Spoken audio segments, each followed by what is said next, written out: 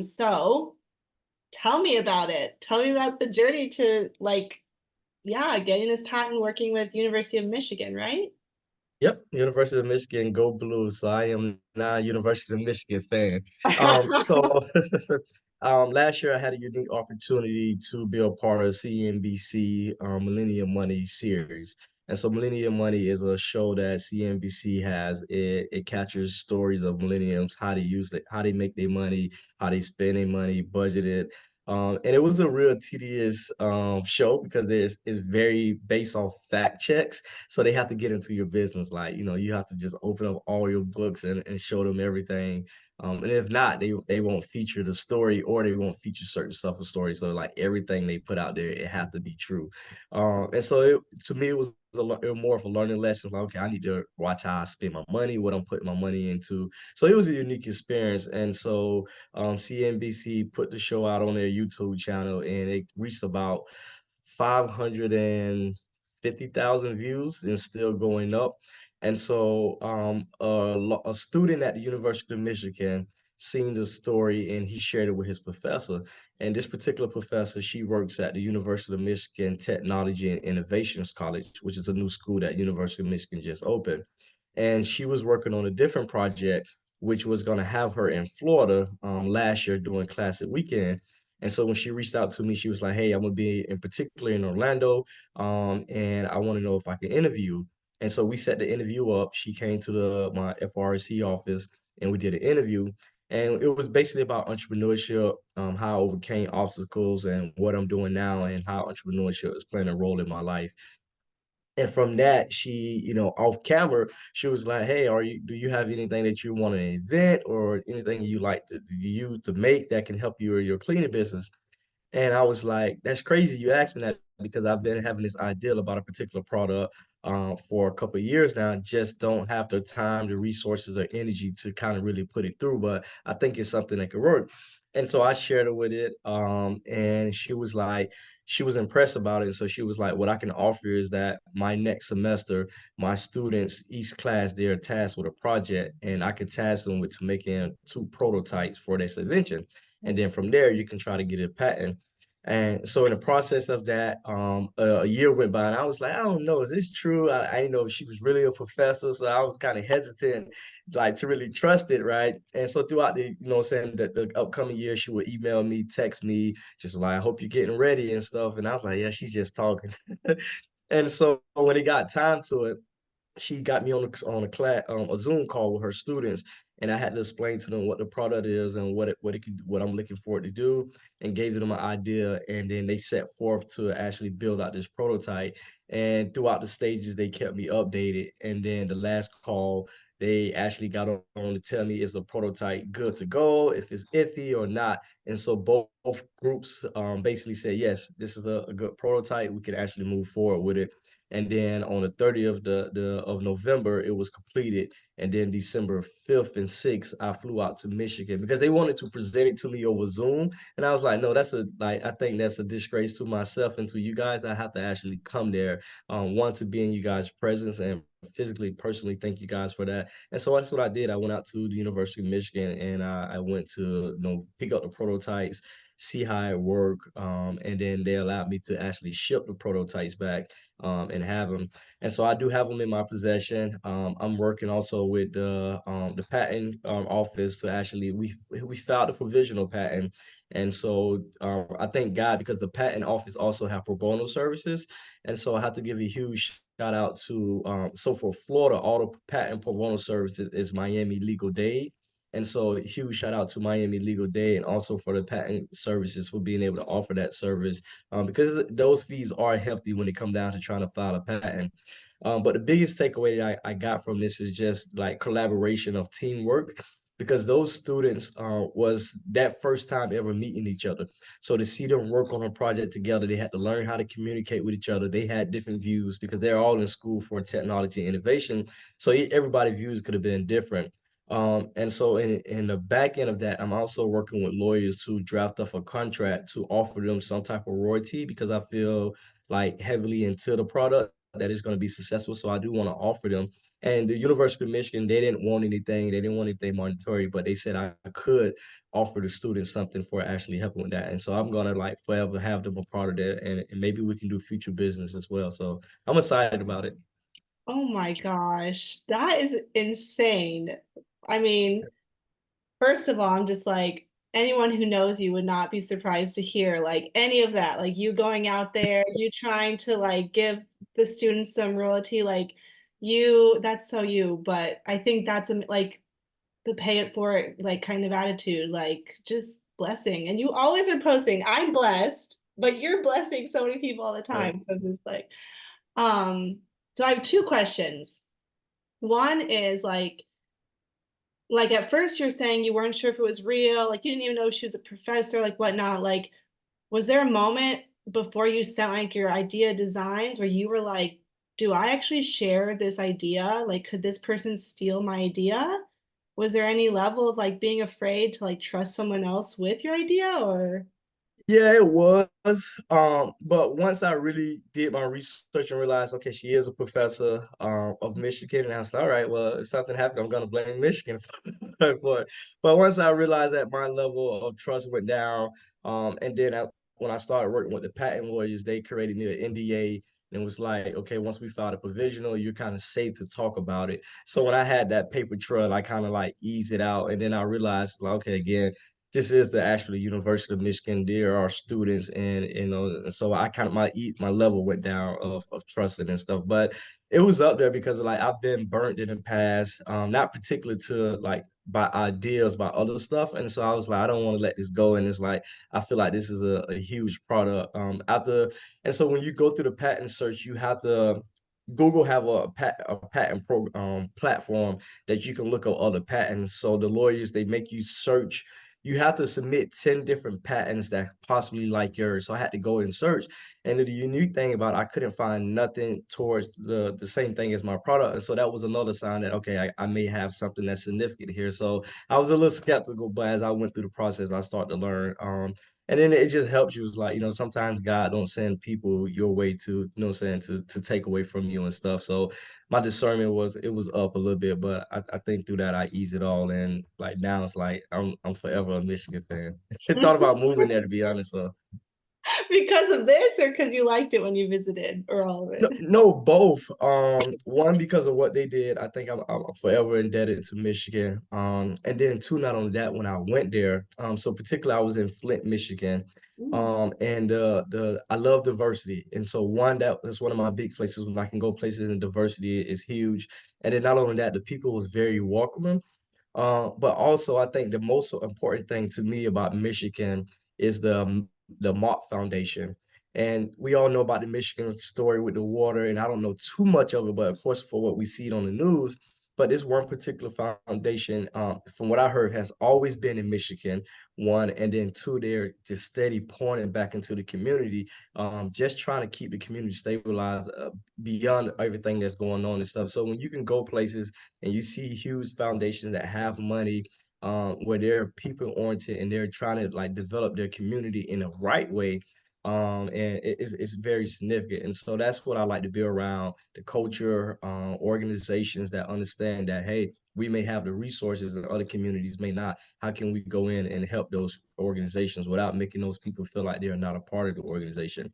And then I think the fourth thing, Michigan is working on big STEM programs. And so STEM is very huge. And I think a lot of people should like take heed to STEM and how the world is going, especially around technology. And so I think Michigan may be another hotspot for STEM and some future developers there.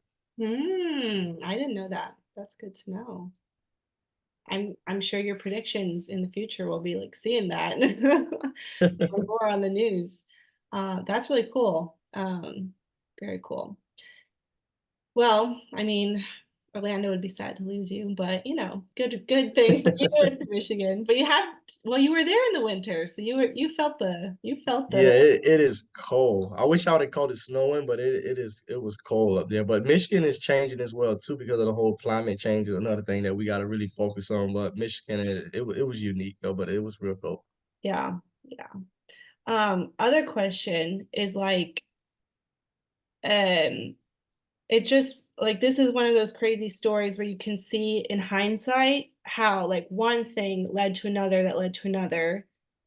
And so I guess I don't know if the question is much of just like calling out the theme of like this idea of like don't should like every opportunity could lead to another opportunity.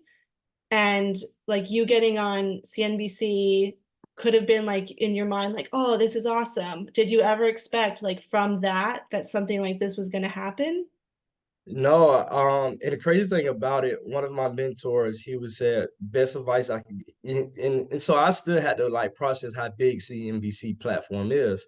And so one of my mentors was like, what I want you to do is not get on the YouTube video and look at all the comments because it can drive you crazy. And for a few days, I looked at the comments, and what I could say is that 90% of the comments was positive. And then you had a lot of other comments. People was like, oh, he's spending money here, this and that, wasting money. It was a lot of like, just somewhat stuff. And then you had someone else that also he's a YouTuber, made another video, talked about me or whatever, and kind of like mocked, instead of giving me advice, he kind of like made a kind of like a fool out of me or whatever, or at least tried. But I think I was surprised of like how many people was like pouring into me positive. But I think also the biggest thing outside of the Michigan, which I didn't really think like I didn't even think that could happen. I received a call from someone from Tokyo, who had seen the video as well, and just was like, and not even that, like I received numerous of calls and emails from people just saying congratulations or just wishing me best for coming out of incarceration. But in a million minds, I would never think that I would be actually working with the University of Michigan, to help me. And so I think it was, I believe in God, and I think it was a time and a divine thing. Because it could have never happened. The professor or the student could have just simply just looked at it and kept it moving. But it just shows you leadership that people have, right? That professor recognized that, hey, here's somebody that we can possibly help. Here's something I can help with my students, help them go to another level and build up their portfolio. And so it was a unique experience all the way around. Wow. I love it. I love when things are connected like that. So awesome. Um, so last kind of thing, more in general, we were in Crave together 4 years ago. Or was it? So we in 2023? Was that 19? 19? That was after Amendment 4, so three. I think at least three. At least 2020. three. Yeah, a while. And a while ago. Phew. And we were just chatting about like learning some stuff about in when we were in Crave about like setting boundaries and even just like for me, getting to see where you and some of our other classmates like have ended up in the last few years, but like with you specifically, you're still working on Dirt Master. You still have the same passions like you're working towards. Do you have like any sort of resounding theme from like the last, I mean, we went through the pandemic in that time too, but like the last couple of years since we were in Crave together, like about the Dirt Master, just you personally, spiritually, whatever, like Yeah, I think me, spiritual is, if I can use one word, it would be balance. And so what I mean with balance is once you recognize something, and for me, that particular thing I recognized was boundaries, that I needed to set boundaries. But I think I kind of struggle with how to actually apply those boundaries. And it's crazy because, and of course, this is another crazy task that I'm trying to task myself. I sat and God gave me a vision. It's like, you know what, maybe I should start another nonprofit, or even it's a for-profit, but a business or some type of organization that help people set boundaries. So it's like another level of power of attorney of someone who may just be nice, sweet, and don't know how to say no, right? They need people around them that may not be family, may not be connected to them, that they can say, hey, I can't, you got to ask my mentor, you got to ask somebody who I gave, what I'm saying, accountability of my life, right? And so helping people set boundaries, because I can tell you, not having boundaries, right, and I can just be transparent, me not setting those boundaries almost led me to commit suicide. And it's because it's like you don't know where to go, who to turn to. Everyone that you can possibly turn to are the people that basically are kind of draining you, that you trust, right? And so if you don't feel comfortable to talk to people outside of that, it's like you run into a brick wall and don't know where to go. And And so my biggest thing now moving forward is that I recognize those boundaries. I recognize the dark place it can put me into, and I can also recognize the hurdles that it can cost me if I don't move on. And so now moving forward is all about like me actually applying those boundaries, whether I make someone else mad, where it puts me in a sad place to see someone else hurt or not, when I got to start to think about myself first, and how I can take care of other things. Because if I don't take care of myself, everything else behind me is just going to be a mess. So. Yeah, yeah. I resonate with that so much. I think that's a message that we need in the States, especially. I mean, I'm living in Europe, and like there are some countries here that do struggle, obviously, with like this overworking, independent sort of mindset. Also, like the inability to take care of ourselves. I think like we've been taught for so many years, like societally, like put others first and like say yes, like you have to say yes to every opportunity or like whatever. And I like living in Spain, people here give zero F's about other people sometimes. Like they care about themselves. And at first I was always like, so like selfish or like whatever. But I've really like after being here for 3 years, I've really seen like what a benefit that can be, not in a selfish way, but the selfish way of like what you're talking about, like your quality of life and like what we want for our kids. Like we don't want anyone to be in a position where you're questioning your life or your happiness because you can't, put yourself first in some situations. And so I think that yeah, your vision for that is super needed.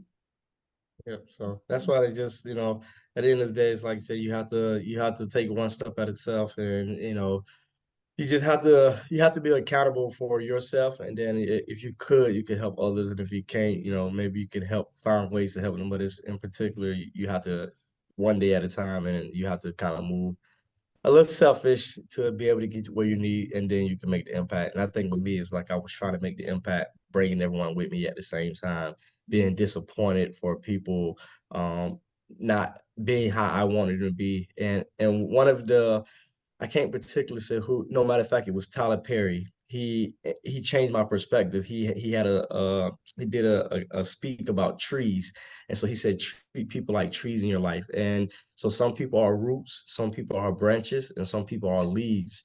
And so once you identify certain people in your life and what role they play in a tree, that can help you like dictate, being disappointed about, saying the actions of that like that.